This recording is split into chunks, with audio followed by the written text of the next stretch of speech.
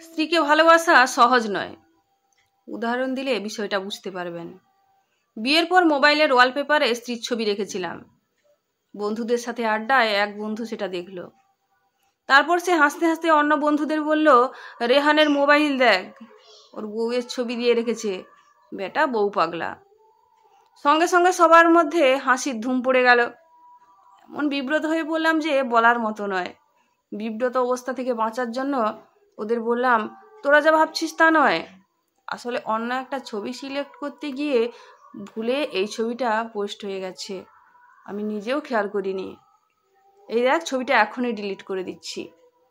তারপর ওদের দেখিয়ে স্ত্রীর ছবিটা বদলে বন্ধুদের নিয়ে তোলা একটা ছবি মোবাইলের ওয়ালপেপারে দিলাম। আর একটা ঘটনা বলি। স্ত্রীর পরিশ্রম যেন কম হয় এজন্য মাছ মাংস কিনলে আমি বাজার থেকে কেটে আনতাম। স্ত্রীকে রান্নায় সাহায্য করতাম, ছাদে শুকোতে দেওয়া কাপড় নিয়ে আসতাম। মা এসব দেখতেন এবং মার চোখ দেখে বুঝতে পারতাম তিনি এসব পছন্দ করছেন না। তবে তিনি কিছু বলতেন না। কিন্তু যেদিন স্ত্রীর কাপড় ধুয়ে দিলাম সেদিন তিনি আর চুপ থাকতে পারলেন না। কাটা কাটা উচ্চারণে বললেন, বিয়ে করতে না করতেই বউ পাগলা হয়ে গেছিস। বউয়ের কষ্ট সহ্য হচ্ছে না, তাই না? ঘরের এসব কাজ আমরা সারা জীবন করিনি। এমন নয় যে আমি শুধু স্ত্রীকে ঘরের কাজে সাহায্য করি, মাকেও সাহায্য করি। কিন্তু স্ত্রীকে সাহায্য করাটা তিনি কেন যেন নিতে পারতেন না।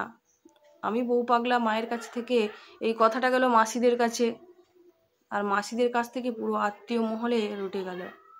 তারপর থেকে আমার আড়ালে এবং সামনে, ঘরে কিংবা বাইরে, হয় রেগে নয়তো কটাক্ষ করে আত্মীয়দের মধ্যে কেউ না কেউ বলতো, রেহান বউয়ের আঁচল ধরে ঘোরে, ও বউ পাগলা হয়েছে, পুরুষ হতে পারেনি। যখন তারা এসব বলতো তখন লজ্জায় অপমানে শেষ হয়ে যেতাম। এই লজ্জা এবং অপমান থেকে মুক্তি পাওয়ার জন্য এবং নিজেকে পুরুষ প্রমাণ করার জন্য স্ত্রীকে সাহায্য করা বন্ধ করে দিলাম। আর একটা ঘটনা বলি। বিয়ের শুরুর দিকে প্রতিদিন অফিসের লাঞ্চের সময় স্ত্রীকে ফোন করতাম। সে খেয়েছে কিনা জানতে চাইতাম, সেও আমাকে ফোন দিত। ফোনের এই কথোপকথন কলিগদের এড়িয়ে করতাম। তবু কি করে যে এক কলিগ ব্যাপারটা বুঝে গেল, আর তারপরেই পুরো অফিসে ছড়িয়ে পড়ল, রেহান বাবু বউ পাগলা।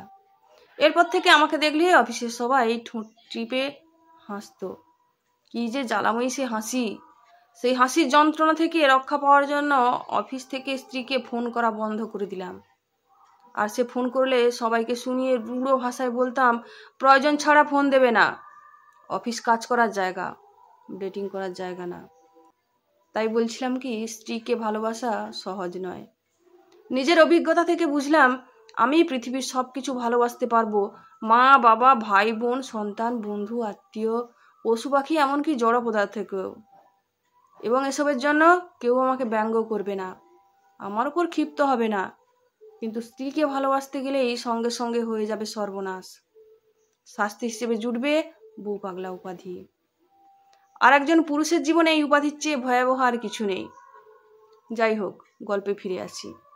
এদিকে সবার কাছে নিজেকে পুরুষ প্রমাণ করতে গিয়ে স্ত্রীকে অবহেলা করতে করতে ওর জীবনটাকে দুর্বিষহ করে তুললাম। ওর জীবন থেকে হাসি হারিয়ে গেল। একদিন মাঝরাতে ঘুম ভেঙে দেখলাম স্ত্রী পাশ ফিরে শুয়ে ফুঁপিয়ে ফুঁপিয়ে কাঁদছে। জানতে চাইলাম কি হয়েছে। সে অদ্ভুত বিষণ্ণ গলায় বলল, আমার কি হয়েছে, আমি কেমন আছি এসব কখনো জানতে চেও না। মনে রেখো, দেয়ালেরও কান আছে, শেষে সবাই জেনে যাবে তুমি বউ পাগলা। ওর কথা শুনে এত খারাপ লাগলো বলার মতো নয়। বুক চিরে একটা গভীর দীর্ঘশ্বাস পড়ল। সেদিন রাতে আর ঘুম এলো না।